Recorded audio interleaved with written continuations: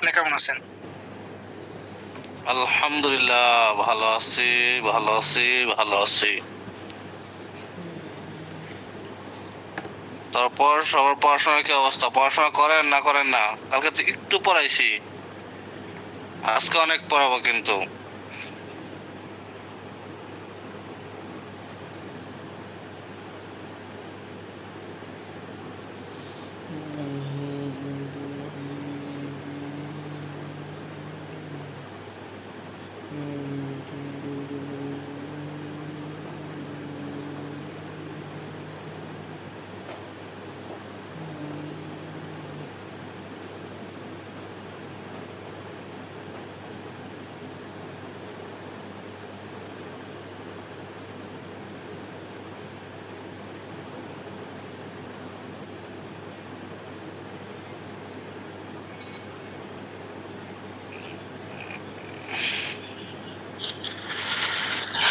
আচ্ছা, ক্লাস শুরু করে দেয় নাকি?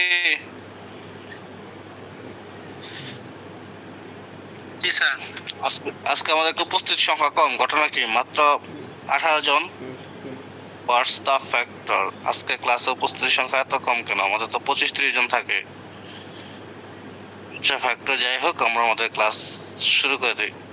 আচ্ছা, সবাইকে যে পড়াটা দিছিলাম, বিশেষ করে ব্লাড ক্লটিং ফ্যাক্টর গুলো সবাই কি মুখস্থ করছেন? জি স্যার। না, কালকে যারা মুখস্থ করছিলেন তারাই মুখস্থ করছেন, বাকিরা কেউ করেন নাই। কোনটা? বাকিরা সবাই করছেন? আমি কি ধরবো? স্যার রেকর্ড পাই নাই, এই জন্য স্যার করতে পারি নাই। রেকর্ড দেয় নাই সোহাগ? রেকর্ড ক্লাস দাও না কালকে? আর দিনে মনে ছিল না, আজকেও। ও আচ্ছা, আজকে দিয়ে দিও। হ্যাঁ, ক্লাস শেষে দুইটা তব 20 মিনিট ধরে যাচ্ছে। হ্যাঁ, বুঝি নাই। স্যার রেকর্ড ক্লাসটা সেন্ড করছি, 20 মিনিট ধরে যাচ্ছে, এখনো যাচ্ছে। ও আচ্ছা, অসুবিধা, আস্তে আস্তে যাবে। হ্যাঁ স্যার ফ্যাক্টর গুলো তো মনে থাকে না স্যার, সবগুলাই কি লাগবে?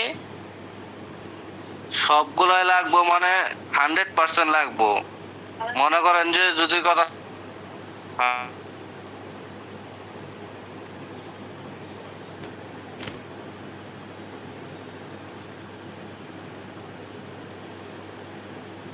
শোনা যায় না স্যার। স্যার শোনা যাচ্ছে না কিছু? আচ্ছা, যেটা বলতেছিলাম সেটা হচ্ছে যে কিনা এই সবগুলা মুখস্থ থাকে না এই কথা কে বলছেন? স্যার আমি বলছিলাম। এখন মনে করেন যে যদি দিনে 3 বেলা ভাত খাওয়ার মধ্যে 1 বেলা ভাত খান, 2 বেলা না খাইলে কি চলবো? চলবো স্যার না। রমজান মাসে চলবে, তাছাড়া চলবে না। রমজান মাসে চলবে কথা প্যাস করলে তো হবে না, যুক্তি দেখাইলে হবে না, চলবে না। ঠিক আছে, রমজান মাসে 2 বেলা খাও। তো হচ্ছে এইরকম হচ্ছে এইটা। You must need at any cost, আপনাকে মুখস্থ করতে হবে। হ্যাঁ, এট এনি কস্ট মুখস্থ করতে হবে।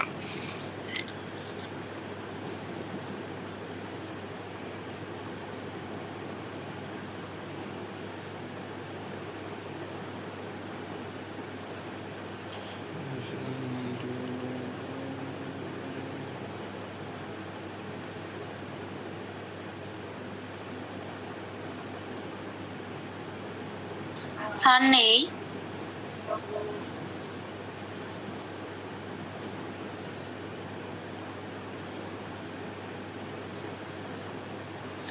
স্যার তো লিভ নিল।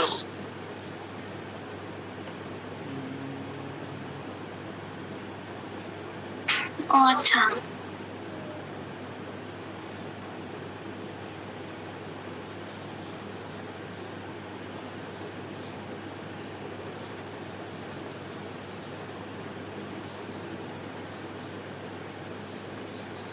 স্যার কিছু বলছিল কি, শুরু করছিল কি স্যার?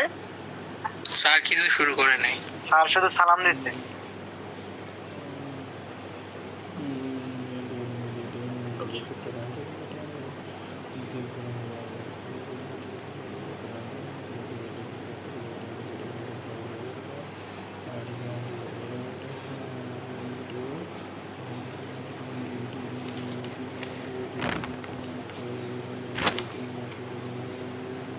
এইখানে কি বগুড়া স্টির কেউ আছে?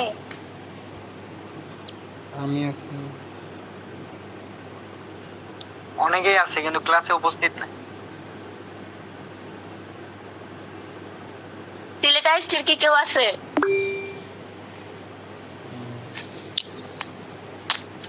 আমি আছি। এটা মনে হয় 5 জন আছে আমার জানা মতে। সিলেট আইসটিতে কে আছে?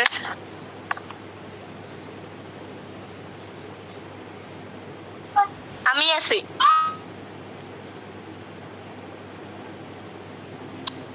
কোন ডিপার্টমেন্ট? Pharmacy department. আপনি?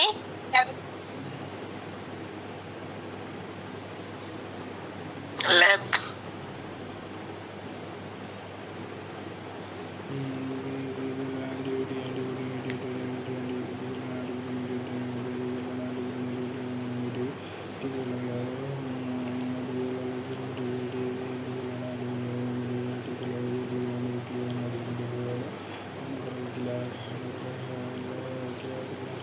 আচ্ছা, এখানে কি কেউ ক্লাস রেকর্ড করতে পারো?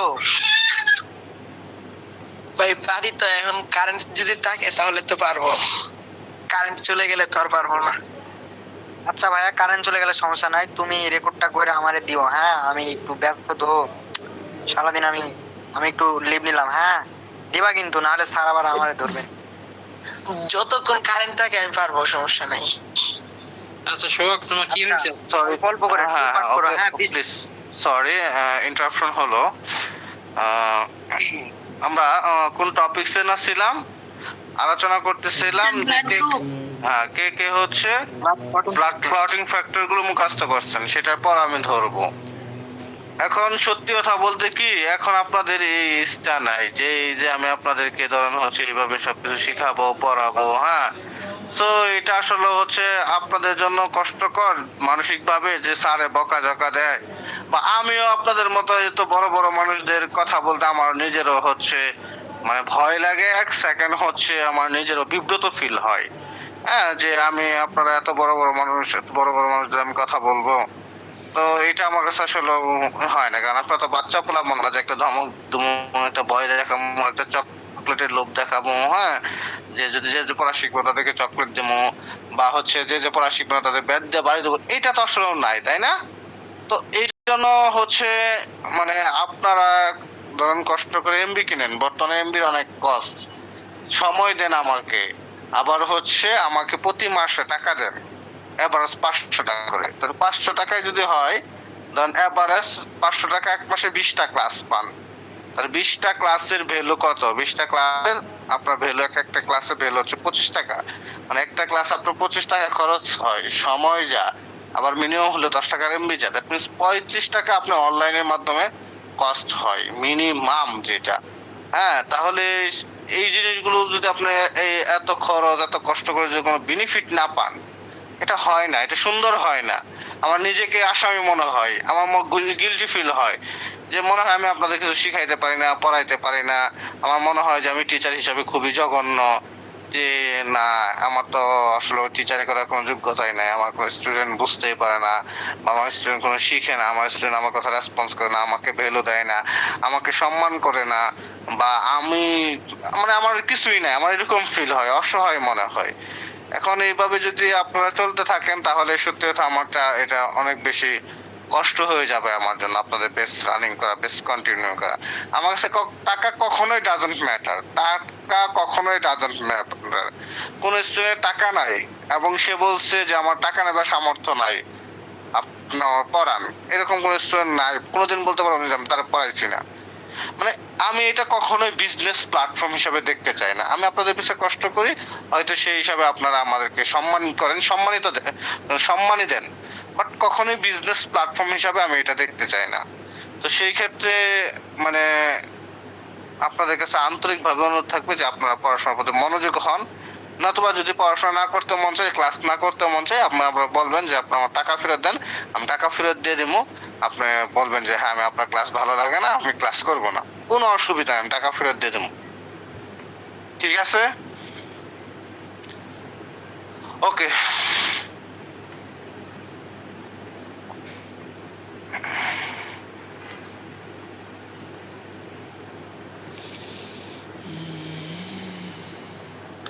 আচ্ছা, আমরা 8টা ব্লাড গ্রুপ এ পর্যন্ত পড়ছিলাম। So the common blood group are A positive, A negative, B positive, B negative, B positive, A B negative, O positive, O negative, এই পর্যন্ত পড়ছিলাম, ঠিক না?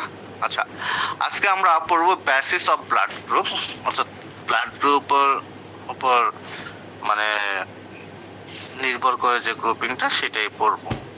দেখেন এখানে দেওয়া আছে ABO blood group. The blood group is done on the basis antigen on RBC surface, অর্থাৎ আরবিসি সারফেসে যে এন্টিজেনটা উপস্থিত থাকবে সেটার উপর ডিপেন্ড করে মূলত হচ্ছে ব্লাড গ্রুপটা ডিটেকশন করা হয়। দেখেন পরে কি লিখছে যে the ABO blood group is based on the presence or absence of two major antigen on red blood cell membrane, antigen A and antigen B.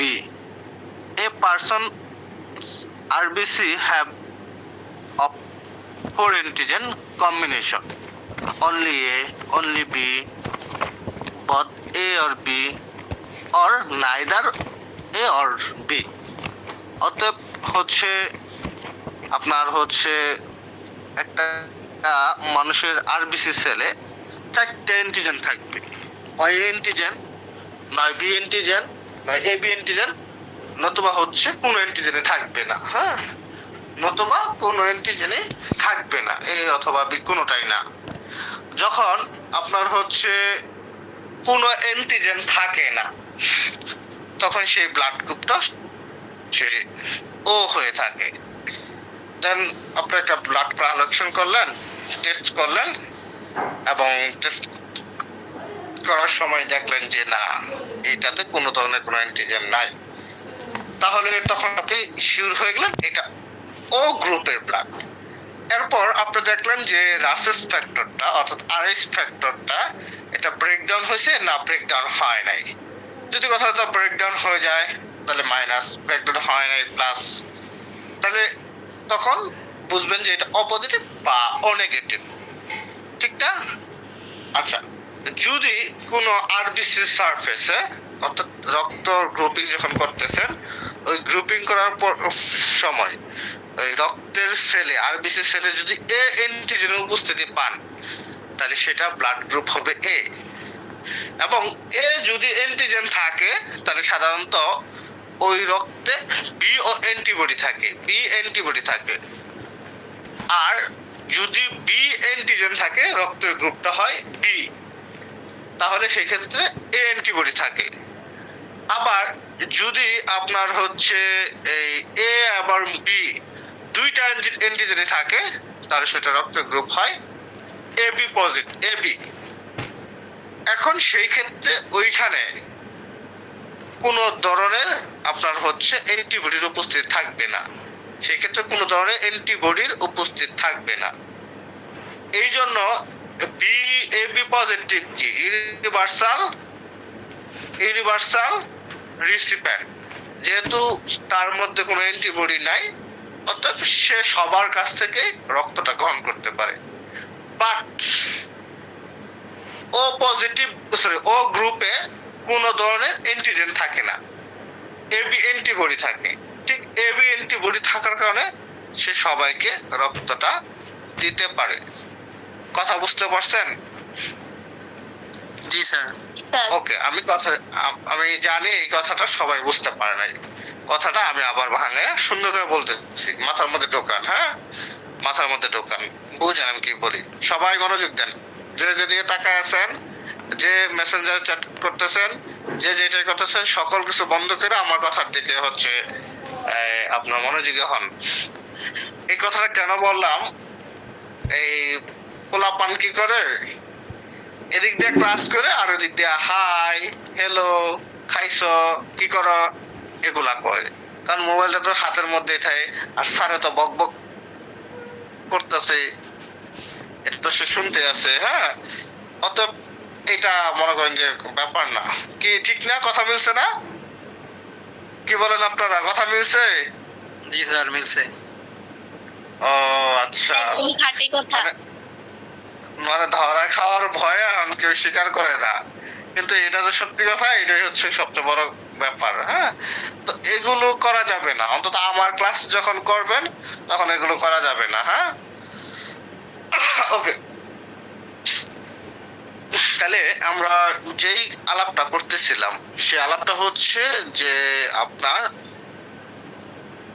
রক্তের মধ্যে আরবিসি সেলে অ্যান্টিজেনের উপস্থিত থাকে। ঠিক এই অ্যান্টিজেনের উপস্থিত রক্তের গ্রুপ বোঝা যায়। যদি কথা কথা রক্তের মধ্যে অ্যান্টিজেন না থাকতো তাহলে আপনার রক্ত না, এই রক্তের মধ্যে অ্যান্টিজেন থাকে, নয় বি অ্যান্টিজেন থাকবে, নয় এবি থাকবে, নতুবা এনটিবি কোনোটা থাকবে না, অ্যান্টিজেন এবি কোনোটা থাকবে না, অ্যান্টিবডি থাকবে। সো এটা 4টা ক্লাস করা হয়েছে, এজন্য নিজেদের একটা নাই ক্লাস, আরেকটা আছে ক্লাস, এজন্য 4টা ক্লাস করা হয়েছে। যেই মানে আরবিসির মধ্যে রক্তের মধ্যে যে অ্যান্টিজেনটা পাবেন, যেই অ্যান্টিজেনটা পাবেন ওইটা আপনার রক্তের গ্রুপ। অথবা আপনার রক্ত যখন আমি ব্লাড গ্রুপিং করব, টেস্ট করব, তখন যদি আপনার রক্তের মধ্যে আমি এবি অ্যান্টিজেন পাই তাহলে আপনার রক্তের গ্রুপ এবি। যদি ও অ্যান্টিজেন পাই তাহলে আপনার রক্তের গ্রুপ ও। কথাটা কি ঠিক? না, জি না স্যার। ও অ্যান্টিজেন মানে নাই, তাহলে কখন বুঝবো যেহেতু স্যার তাহলে ও অ্যান্টিজেন নাই, তাহলে ও পজিটিভ কেমনে বুঝবো, বা ও নেগেটিভ কেমনে বুঝবো, বা ও ব্লাড গ্রুপ কেমনে বুঝবো? যদি এটার মধ্যে কোনো ধরনের অ্যান্টিজেন না থাকে তাহলে এটা ও, যদি কোনো ধরনের অ্যান্টিজেন না থাকে তাহলে সেটা ও গ্রুপের। আর বাকিগুলা এবি থাকলে এবি গ্রুপ, এ থাকলে এ গ্রুপ, বি থাকলে বি গ্রুপ। অর্থাৎ যে অ্যান্টিজেন উপস্থিত থাকবে সেটা সেই রক্তের গ্রুপ। আর যদি কোথাও অ্যান্টিজেন না থাকে সেটা ও গ্রুপ। আর ও নেগেটিভ না ও পজিটিভ এটা আরএস ফ্যাক্টরের উপর ডিপেন্ড করবে। যখন ব্লাড গ্রুপিং করবেন তখন যে আরএস ফ্যাক্টর শো করবে ওইটা, ও যদি পজিটিভ শো করে, ধরুন হচ্ছে আপনি একটা ব্লাড গ্রুপ করতেছেন, ব্লাড গ্রুপে দেখলেন যে এবি অ্যান্টিজেন পাইছেন আর আরএস ফ্যাক্টর পজিটিভ শো করছে, তাহলে আপনার রক্তের গ্রুপ কি? AB positive. ধরুন একটা রক্তের গ্রুপ করতেছেন, আপনি হচ্ছে বি অ্যান্টিজেন পাইছেন, তাহলে আপনার রক্তের গ্রুপ বি। আর যখন আরএস ফ্যাক্টরটা টেস্ট করতেছেন তখন দেখতেছেন যে আরএস ফ্যাক্টর নেগেটিভ, তাহলে কি? তাহলে হচ্ছে বি নেগেটিভ রক্তের গ্রুপ। আচ্ছা, এখন রক্তের টেস্ট করতে দিছি, আমার কথা অনুযায়ী রক্তের টেস্ট করতেছেন, এখন কইরা সারাদিন খুঁজ যাও মাগার, আপনি কোনো অ্যান্টিজেন পাইতেছেন না, ও গ্রুপ। তখন সেটা কি হবে? সেটা আরএস ফ্যাক্টর দিয়ে দেখবেন যে এটা পজিটিভ বা নেগেটিভ। যদি পজিটিভ হয় তাহলে ও পজিটিভ হইলো, নেগেটিভ হইলো ও নেগেটিভ হইলো। আচ্ছা, এই পর্যন্ত আমরা আলাপ বুঝলাম। এরপর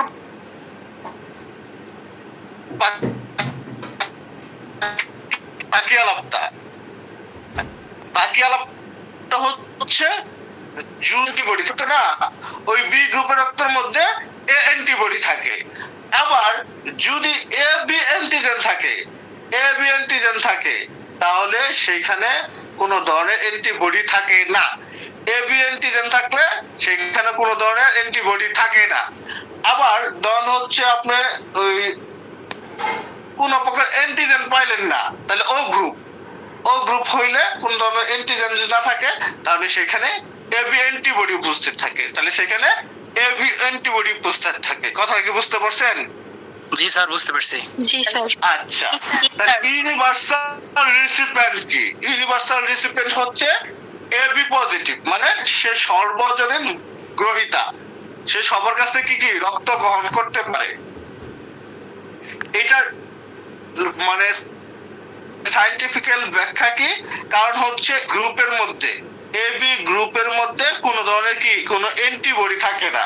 সো অন্যের কাছ থেকে যখন রক্ত গ্রহণ করবে সে আলটিমেটলি এটাছে সে ওইটাছে এ গ্রুপ হোক, বি গ্রুপ হোক, এবি গ্রুপ হোক, অনায়াসে সেখান থেকে অ্যান্টিবডিটা নিতে পারবে, তার কোনো অসুবিধা হবে না।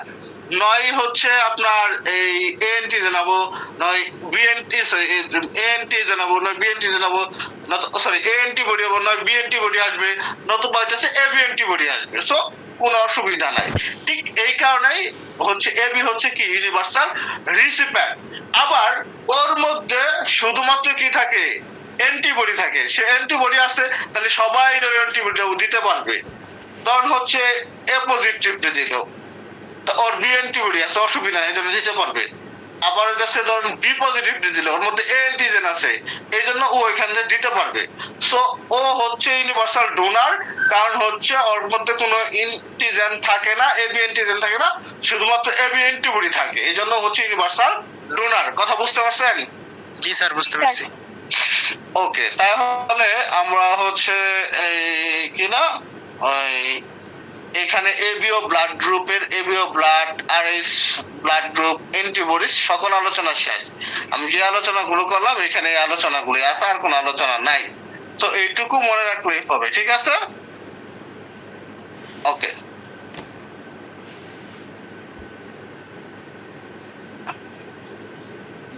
আচ্ছা,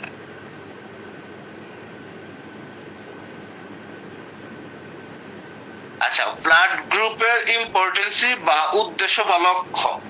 মানে এই যে আপনার রক্তের গ্রুপটা জানা, আপনার রক্তের গ্রুপটা কেন জানা দরকার বলেন তো? রক্তের গ্রুপটা কেন জানা দরকার বলেন? স্যার অনেক সময় ওই যে কি যেন বলে দুর্ঘটনার সময় তখন ব্লাডে দরকার হয়, তখন আচ্ছা। ব্লাডের প্রয়োজন হয়, তার জন্য জানা উচিত।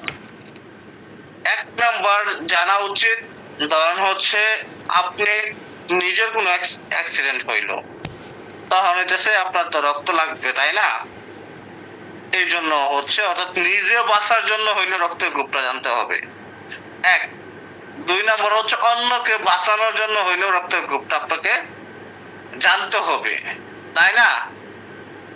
তিন নম্বর হচ্ছে আপনার এই সাপোজ যে ধরেন মানে অনেকের হয় না যে তার বাবাকে বা তার মাকে, হ্যাঁ, এটা কনফার্ম হওয়ার জন্য, ধরেন একটা ছেলে মানে 2 বছর বয়সে বা 3 বছর বয়সে হারায় গেছে, 20 বছর 25 বছর বয়সে সে ছেলে আইসা তার বাপের কাছে যে আমি তোমার সন্তান, বাপে কি করবো তাই প্রমাণ করার জন্য প্যাটার্নিটি টেস্ট করবে বা ফরেনসিক প্যাটার্নিটি টেস্ট করবে, যেটাকে বলা হয় ডিএনএ টেস্ট। হ্যাঁ, এই প্যাটার্নিটি টেস্ট করার মাধ্যমে কি সন্তানের পরিচয়টা হইলো। অথবা ধরুন হচ্ছে অনেক সময় হচ্ছে মেয়েরা মানে সমাজে অনেক ধরনের কলঙ্ক খারাপ কাজ হয় না, যে তার একটা মানে এরকম একটা অ্যাক্সিডেন্ট হয়েছে, এখন সন্তানের বাবাকে এটা হচ্ছে শিওর হওয়ার জন্য প্যাটার্নিটি টেস্ট করতে হবে। অর্থাৎ মাতৃ বা পিতৃ পরিচয় আইডেন্টিফাই করার জন্য আপনার রক্তের গ্রুপ জানতে হবে। সব ব্লাড ট্রান্সফিউশন করার জন্য রক্তের গ্রুপ জানতে হবে। হ্যাঁ, তারপরে অর্গান বা টিস্যু ট্রান্সপ্লান্ট করার জন্য রক্তের গ্রুপ জানতে হবে। কিরকম? ধরেন হচ্ছে সাপোজ যে একজনের কিডনি দরকার, এখন আপনার হচ্ছে 2টা কিডনি মাশাআল্লাহ সুস্থ আছে, এখন একটা কিডনি আপনি তারা দান করবেন। হ্যাঁ, তাহলে হচ্ছে আপনার তখন আপনার সাথে ওনার রক্তের গ্রুপ যদি না মিলে, হ্যাঁ, তাহলে দান করতে পারবেন না। এই জন্য কি অর্গান ট্রান্সপ্লান্ট বা টিস্যু ট্রান্সপ্লান্ট করার জন্য হইলেও রক্তের গ্রুপ জানতে হবে। টিস্যু ট্রান্সপ্লান্ট কি, ধরুন হচ্ছে কারোর লিভার নষ্ট হয়ে গেছে, ধরুন হচ্ছে তার লিভারটা নষ্ট হয়ে গেছে, এখন যদি তাকে কোথাও থেকে 30% বা 40% লিভার কাটতে না তার লিভার লাগানো হয়, তাহলে হয়তো সে বাঁচবে। তখন ধরুন হচ্ছে আপনার লিভার থেকে 30% কাটতে আরেকজনকে দেওয়া হইলো। এই যে লিভার যে কাটটা নেওয়া হইলো, এইটুকু কি লিভারের টিস্যু কাটটা নেওয়া হইলো, এটা হচ্ছে টিস্যু ট্রান্সপ্লান্ট। বাট একটা কিডনি যদি না আরেকটা কিডনি মানে লাগানো হয়, তাহলে ওইটা হচ্ছে অর্গান ট্রান্সপ্লান্ট। কথা বুঝতে পারছেন? জি স্যার।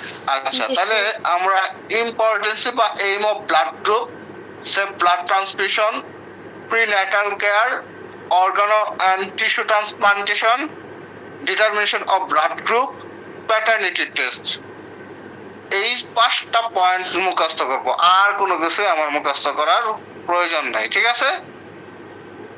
ওকে, এরপর আমরা চলে যাব ল্যান্ড স্টেইনার ল লাগবে না, আমরা চলে যাব ব্লাড ট্রান্সফিউশনে। খুবই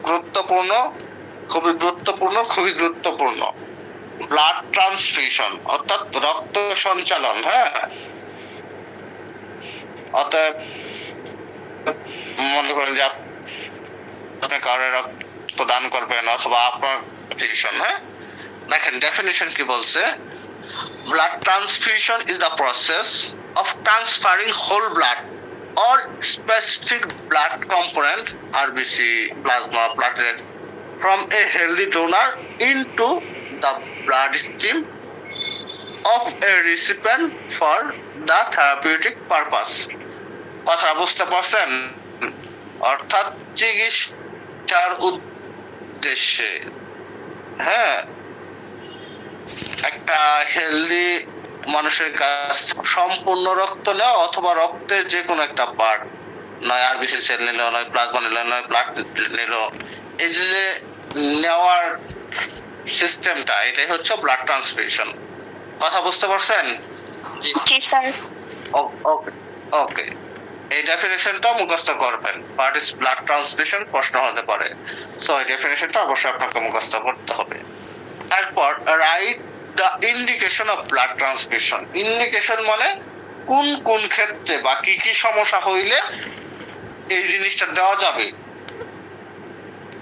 যেমন হচ্ছে indication of Napa, indication of Algin, indication of frusemide, হ্যাঁ, বা ইন্ডিকেশন অফ এজিথ্রোমাইসিন, বা ইন্ডিকেশন অফ ফ্লোক্লক্স। মানে কোন কোন ক্ষেত্রে জিনিসটা দেওয়া যায়। ইন্ডিকেশন অফ নাপা বা প্যারাসিটামল, নাপা বা প্যারাসিটামল কোন কোন ক্ষেত্রে দেওয়া যায়।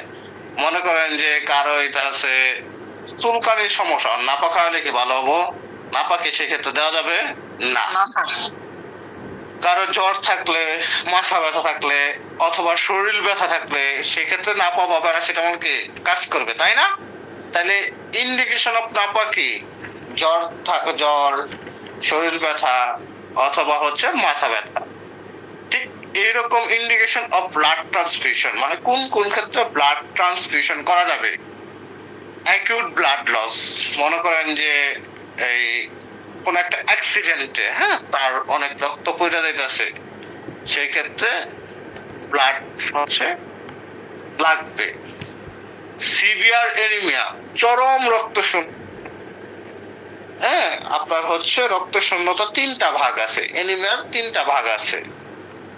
একটা হচ্ছে আপনার অ্যাকিউট, আরেকটা হচ্ছে মডারেট, আরেকটা হচ্ছে সিভিয়ার। অ্যাকিউট মানে হচ্ছে প্রাথমিক, অ্যাকিউট মানে হচ্ছে কি প্রাথমিক, মানে ধরুন হচ্ছে নর্মালি একটা মেয়ের মিনিমাম হিমোগ্লোবিন লেভেল কত? 12। একটা সেলের হিমোগ্লোবিন লেভেল কত? 14। এখন যদি সাপোজ আপনার হচ্ছে একটা মেয়ের ক্ষেত্রে ধর হিমোগ্লোবিন লেভেল 10 হয়ে গেল, হ্যাঁ, তাহলে এটা হচ্ছে অ্যাকিউট এনিমিয়া, সেই ক্ষেত্রে রক্তটা লাগে না। আবার যদি তার হচ্ছে আপনার সেটা আপনার 6 থেকে 9 মধ্যে থাকে, এটা মডারেট এনিমিয়া, সেই ক্ষেত্রে রক্তটা লাগে না, ওষুধ টষুধ দিলেই, ভালো মন্দ খাইলেই সে হচ্ছে শরীরে রক্ত উৎপন্ন হয় এবং সে ভালো থাকে। কিন্তু যদি 6 নিচে চলে আসে হিমোগ্লোবিন লেভেল 5, 4, 6, এটা হচ্ছে সিভিয়ার এনিমিয়া, সেই ক্ষেত্রে রোগীকে বাঁচানোর সাথে দ্রুত রক্ত দিতে হবে, এটাকে বলা হয় সিভিয়ার এনিমিয়া। ঠিক আছে, তাহলে সিভিয়ার এনিমিয়া হচ্ছে হিমোগ্লোবিন লেভেল 6 নিচে থাকলে সেটাকে সিভিয়ার এনিমিয়া বলা হয়। হিমোগ্লোবিন লেভেল 7, 8, 9 থাকলে সেটাকে বলা হয় কি মডারেট এনিমিয়া। তারপরে 10, 11 এইটা থাকলে সেটা হচ্ছে অ্যাকিউট এনিমিয়া। 12 বা 12-এর উপর থাকলে সেটা হচ্ছে নরমাল। কথা বুঝতে পারছেন? জি স্যার। জি স্যার, বুঝতে পারছি। ওকে, তাহলে আমরা সিভিয়ার এনিমিয়া হইলে রক্ত লাগে, অ্যাকিউট ব্লাড লস হইলে যেরকম ট্রমা, সার্জারি, হ্যামোরেজ। এরপর কোয়াগুলেশন ডিসঅর্ডার, অর্থাৎ কোন মানুষের যদি হেমোফিলিয়া পেশেন্ট দেখবেন, প্রতি সপ্তাহে প্রতি মাসেই রক্ত লাগে হেমোফিলিয়ার পেশেন্টের, হ্যাঁ। তারপরে হচ্ছে থ্রম্বোসাইটোপেনিয়া, অর্থাৎ তার প্লাটিলেট লেভেল কি কমে গেছে, যেরকম ডেঙ্গু জ্বর হইলে, টাইফয়েড হইলে, অথবা কাউকে যদি ক্যান্সারের রোগীদেরকে এই যে কেমোথেরাপি দেওয়া হয় না, কেমোথেরাপি দিলে প্লাটলেট নষ্ট হয়ে যায়। এরকম যদি প্লাটলেট বডিতে কম উৎপন্ন হয় বা নষ্ট হয়ে যায়, তখন হচ্ছে দ্রুত রক্ত দিতে হবে। সিভিয়ার বার্ন অর শক, অর্থাৎ অনেক পুইরা গেলে, ওমেন ইন চাইল্ড বার্থ, অতএব মানে হচ্ছে বাচ্চা জন্ম হওয়ার সময়, এক্সচেঞ্জ ট্রান্সফিউশন, অতএব ধর হচ্ছে কোন কারণে রক্ত নিতেছেন শরীর থেকে, তাই না, আবার রক্তটা দিতে হবে ডিউরিং কেমোথেরাপি এবং কেমোথেরাপির সময়। এই কন্ডিশনে এই অবস্থাটা কি শরীরে রক্ত দেওয়া প্রয়োজন হয়। এটাই হচ্ছে indication of blood transfusion. Acute blood loss, severe anaemia, coagulation disorder, thrombocytopenia, severe burn or shock, women in childbirth, exchange transfusion during chemotherapy। মনে থাকবো না? জি স্যার, জি স্যার। আচ্ছা, স্যার এক্সাম্পল গুলো কি পড়া লাগবে? না, এক্সাম্পল গুলো পড়া লাগবে না, আপনার হচ্ছে এই ইগুলো হচ্ছে লাগবে।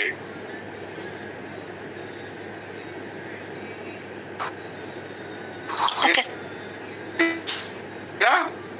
বাকিগুলো লাগবে, বাকিগুলো আপনাকে মুখস্থ করে মন থাকবো নাকি মন থাকবো না, না ভুললে যাবেন একটু করে বলেন, না স্যার ভুলে যাবেন? জি স্যার। ওকে,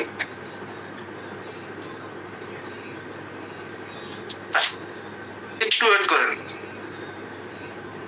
আচ্ছা স্যার, একটা প্রশ্ন ছিল স্যার, একটা প্রশ্ন ছিল। সুদীপ ভাইয়া তুমি করো প্রশ্ন।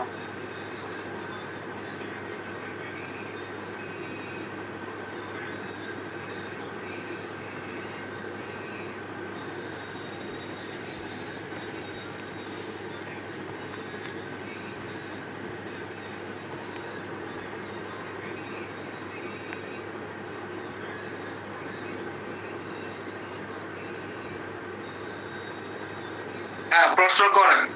আচ্ছা স্যার, এই যে আপনি একটু আগে বললেন না যে হচ্ছে থ্রম্বোসাইটোপেনিয়া হইলে হচ্ছে ই দিতে হয়, ব্লাড দিতে হয়, তাহলে স্যার এই যে থ্রম্বোসাইটোপেনিয়া স্যার হইলে কি রোগী স্যার সিভিয়ার অ্যানিমিয়ার দিকে যায় নাকি? থ্রম্বোসাইটোপেনিয়া হইলে রোগী সিভিয়ার অ্যানিমিয়ার দিকে যায় না, তখন হচ্ছে রোগীর শরীরে যে প্লাটেলেট নামক সেলটা আছে, এই সেলটা কমে যায়। যদি খেয়াল করে দেখবেন যার ডেঙ্গু হয়, ডেঙ্গু হওয়ার সময় তাকে দিনে 2 বেলা করে সিবিসি টেস্ট করতে দিতে হয়। সিবিসি টেস্ট করায় কেন? জাস্ট তার প্লাটেলেট কাউন্ট করার জন্য। বুঝতে পারছেন? যদি প্লাটেলেট লেভেল ডাউন হয়ে যায়, সেই ক্ষেত্রে সেই রোগী মরে যাওয়ার সম্ভাবনা বেশি। বুঝতে পারছেন? অথবা আপনার বডিতে যদি প্লাটেলেট নীল হয়ে যায়, আপনি বাঁচবেন না। এই জন্য ব্লাডটা দেওয়া হয় যাতে আপনার বডিতে প্লাটেলেটের ঘাটতি না হয়। কথা ক্লিয়ার? আচ্ছা স্যার, বুঝতে পারছি। Okay, good. Hazard of blood transfusion, অতএব রক্ত মানে নেওয়ার বা দেওয়ার ক্ষতি আছে। বুঝতে পারছেন? কিছু হইলেও ক্ষতি আছে। কিরকম আপনার ক্ষতি হতে পারে? হেমোলাইটিক ট্রান্সফিউশন রিঅ্যাকশন, মনে করেন যে আপনার অ্যালার্জিক রিঅ্যাকশন আছে, এখন তারপরে আপনার ধরুন হচ্ছে এটা কিনা রক্তটা দিতে হবে, তো সেই ক্ষেত্রে আপনি হচ্ছে এই যদি রক্তটা দেন, তার বডিতে অ্যাডজাস্ট করতে কিছুটা অসুবিধা হতে পারে। এটা হচ্ছে হেমোলাইটিক ট্রান্সফিউশন রিঅ্যাকশন। তার ধরুন হচ্ছে মাথা ঘোরানো, বমি বমি ভাব, খিঁচুনি এরকম হতে পারে। পরে হচ্ছে নন হেমোলাইটিক রিঅ্যাকশন। ধরুন হচ্ছে এতে রোগীর হচ্ছে আপনার ডোনারের যদি হচ্ছে অ্যান্টিবডিজ ঘাটতি থাকে, সেক্ষেত্রে আপনার অ্যান্টিবডি ঘাটতি হতে পারে। অ্যালার্জিক রিঅ্যাকশন, চুলকানি হবে, শরীরে গোটা গোটা হয়ে যাবে, লালচে ভাব আসবে, হ্যাঁ, প্রস্রাবের হচ্ছে অসুবিধা হতে পারে, এটাই হচ্ছে অ্যালার্জিক রিয়াকশন। তারপর হচ্ছে অ্যানাফাইলেসিস, ইমিউনোগ্লোবিন এ এটা ঘাটতি হতে পারে। তারপর হচ্ছে সার্কুলেটরি ওভারলোড, অর্থাৎ হচ্ছে আপনার এই ব্লাড যখন ট্রান্সফিউশন করে খুব দ্রুত যাইতেছে, তাহলে এটা ওভারলোড হয়ে যেতে পারে। এরপর সেপটিক শক, তখন হচ্ছে যদি কথা দূষিত রক্ত নেওয়া হয়, সেই ক্ষেত্রে তার সেপটিক শক মানে শক হতে পারে, হ্যাঁ, সেলগুলো হচ্ছে নষ্ট হয়ে যেতে পারে। Reaction due to massive blood transmission, অর্থাৎ মনে করেন যে এই ব্লাডটা যদি হচ্ছে এই অনেক বেশি পরিমাণে ট্রান্সফিউজ করা হয় তাহলে সমস্যা হতে পারে। Reaction due to faulty technique during blood transfusion, অর্থাৎ ধরুন হচ্ছে যখন ব্লাড ট্রান্সফিউশন করতেছেন, হ্যাঁ, তখন মনে করেন যে আপনি যে সেই হচ্ছে সুইটা দিয়েছেন, সেই সুইটার ভিতরে ভাবেল ছিল, যে আপনার ভাবেল কিরকম, সাবান অথবা শ্যাম্পু যেরকম ফুলে না, এটা হচ্ছে বাবেল, ছোট ছোট যে মার্বেলের মতো ফুলে, ওটা হচ্ছে ভাবেল, ভিতরে ভাবেল থাকতে পারে, হ্যাঁ। অথবা তো মনে করেন যে তার মানে ব্যাসেলটা আছে, সেই ব্যাসেল গুলোকে আপনি মনে করেন যে ভালো টেকনিক জানেন না বা প্রথম করতেছেন, ব্যাসেল গুলোকে ড্যামেজ করে দিতে পারেন, এই সমস্যা সৃষ্টি হতে পারে। তারপর হচ্ছে ডিলেইড হ্যাজার্ড, মনে করেন যে ইমিডিয়েট রিঅ্যাকশন কিরকম, যে 72 ঘন্টার মধ্যে যে সমস্যাগুলো সৃষ্টি হবে। আর ডিলেড হ্যাজার্ড কিরকম, মনে করেন যে আপনি রক্ত নিচ্ছেন, রক্ত নেওয়ার মনে করেন যে 1-2 মাস পরে, 15-20 দিন পরে, 7 দিন পরে যে সমস্যাগুলো দেখা দিতে পারে সেটাকে বলা হয় ডিলেড হ্যাজার্ড, সেটাকে বলা হয় ডিলেড হ্যাজার্ড। আপনার ধরুন হচ্ছে আপনি এই যখন আপনার অন্য কাছে ব্লাডটা নিয়েছেন, সেটার স্ক্রিনিং টেস্ট করা হয় নাই, মানে ওই রক্তটার মধ্যে কোনো ধরনের ইনফেকশন আছে কিনা, কোনো ধরনের অসুবিধা আছে কিনা, এগুলো টেস্ট করা হয় নাই। তার হ্যাপাটাইটিস থাকতে পারে, হ্যাপাটাইটিস সি থাকতে পারে, তার এইচআইভি থাকতে পারে, তার সিফিলিস থাকতে পারে, তার ম্যালেরিয়া রোগ থাকতে পারে, ওই জীবাণুগুলো তার রক্তের মধ্যে থাকতে পারে, তাই না? থাকতে পারে না? ওই জীবাণুগুলো ধরুন হচ্ছে আপনার শরীরে ঢুকে পড়লো, তাহলে আপনার HIV, syphilis, malaria, hepatitis C, hepatitis B, এই প্রবলেম গুলো হতে পারে। বুঝতে পারছেন? জি স্যার। আচ্ছা, এখানে হচ্ছে অনেকগুলো দেওয়া আছে, আপনারা অনেকগুলো দিতে পারবেন না, এই জন্য আপনারা যা করবেন সেটা হচ্ছে হ্যাজার্ড অফ ব্লাড ট্রান্সফিউশন লেখা, immediate hazard, haemolytic transfusion reaction, febrile non haemolytic reaction, allergic reaction such as rash, ইটেচিং, হ্যাঁ, অ্যানাফাইলেসিস, তারপর সার্কুলেটরি ওভারলোড, সেপটিক শক, হ্যাঁ, তারপর হচ্ছে সার্কুলেটরি শক, হাইপারক্যালেমিয়া, হাইপোক্যালেমিয়া, তারপরে হচ্ছে আপনার এয়ার এম্বোলিজম, এইভাবে দিবেন। দেওয়ার পরে লাগবেন ডিলেড হ্যাজার্ড। ডিলেড হ্যাজার্ড কি? Transmission of infection, example hepatitis B, hepatitis C, HIV, syphilis, malaria, হ্যাঁ, delayed haemolytic reaction, iron overload, হ্যাঁ, এরকম ভাবে কয়েকটা লিখতেই হবে। কথা বুঝতে পারছেন? জি স্যার। ক্লিয়ার? স্যার জি স্যার। স্যার একটা প্রশ্ন। বলেন।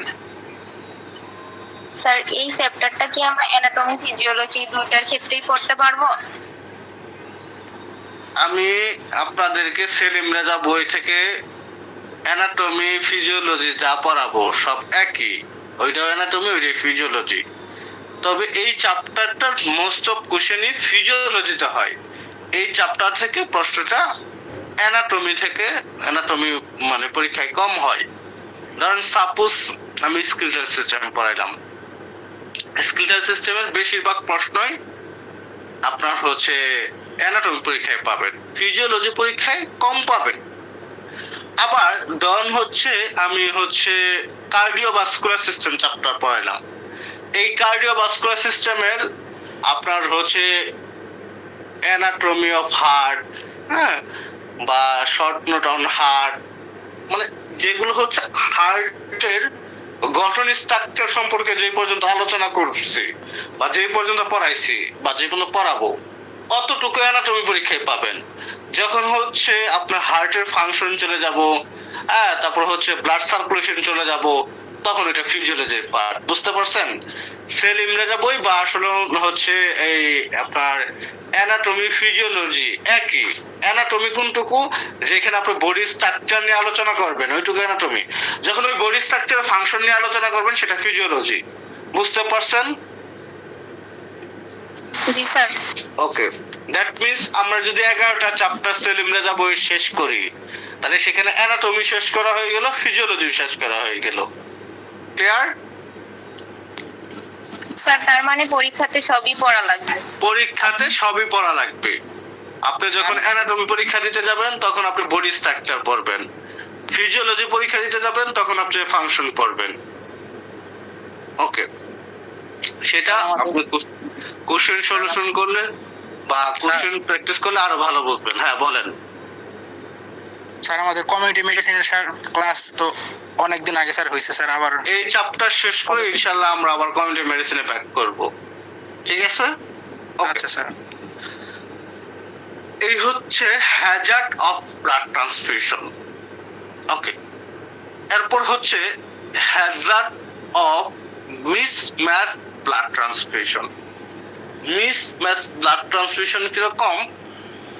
মনে করেন যে আপনার একটা আছে সাদা প্যান্ট কিনছেন আর একটা কালা শার্ট কিনছেন, এটা কি ম্যাচিং হইলেও হইল না। আর একটা সাদা প্যান্ট কিনে যদি সাদা একটা শার্ট পরেন, পরে সাদা জুতা পরেন, পরে হচ্ছে সাদা ব্যাসলাইট পরেন, সাদা চশমা পরেন, তাহলে এটা কি আবার চুলগুলো যদি সাদা করে ফেলেন তাহলে কি ম্যাচিং হইলো, তাই না? আপনার বিশেষ করে মেয়েরা তো ম্যাচিং মিসম্যাচিং ভালোই বোঝে। তো মিসম্যাচ ব্লাড ট্রান্সফিউশন মানে কি? আপনার রক্তের গ্রুপ ও এন্ড ভুল করে আপনার হচ্ছে বি রক্তের গ্রুপ আপনার বডিতে দেওয়া হয়েছে, অথবা ও পজিটিভ রক্তের গ্রুপ ও নেগেটিভ দেওয়া হয়েছে, অথবা ধরুন হচ্ছে এবি পজিটিভ দেওয়া হয়েছে, মানে আপনার যে রক্তের গ্রুপ সেই রক্তের গ্রুপ ব্যতীত অন্য গ্রুপ আপনার বডিতে দেওয়া হয়েছে, সেটা হচ্ছে কি মিসম্যাচ ব্লাড ট্রান্সফিউশন। কথা বুঝতে পারছেন? জি স্যার। ওকে, এন্ড এই মিসম্যাচ ব্লাড ট্রান্সফিউশন দিলে কি কি ক্ষতি হয় সেটা আমরা জানবো। সিভিয়ারিটি অফ ট্রান্সফিউশন রিঅ্যাকশন, অর্থাৎ আপনার হচ্ছে মানে যদি কম ক্ষতি হয় তাহলে হচ্ছে আপনার ফিভার, চিলস, শরীর একটু চুলকালি মুলকালি হবে, একটু মাথাটা ঘুরবো, জড়াবো। আর যদি অনেক বেশি ক্ষতি হয়, সিভিয়ার ক্ষতি হয়, তাহলে হচ্ছে acute renal failure, kidney fail হয়ে যেতে পারে, বডি শক লেগে যেতে পারে, অথবা আপনি মারাও যেতে পারেন। এইটা হচ্ছে আপনার মানে সিভিয়ার রিঅ্যাকশন। আর মাইল্ড সেকশন তো খালি জ্বর আসবে আর একটু মাথাটা ঘুরাবে। তবে এই জিনিসটা ডিপেন্ড করে কতটুকু রক্ত ভুলে আপনার শরীরে প্রবেশ করা হলো।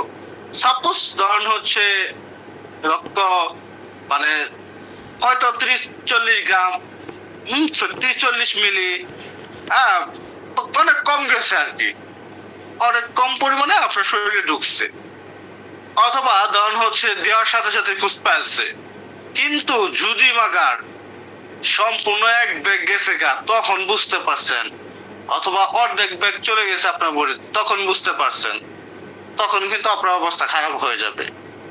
সো সামান্য গেলে হয়তো এটা কম ক্ষতি হবে, বাট অনেক বেশি গেলে আপনার অনেক বেশি ক্ষতি হবে। সো এই কথাটা লেখছে severity depend upon the amount of blood transfused, কতটুকু ব্লাড ট্রান্সফিউজ হইল।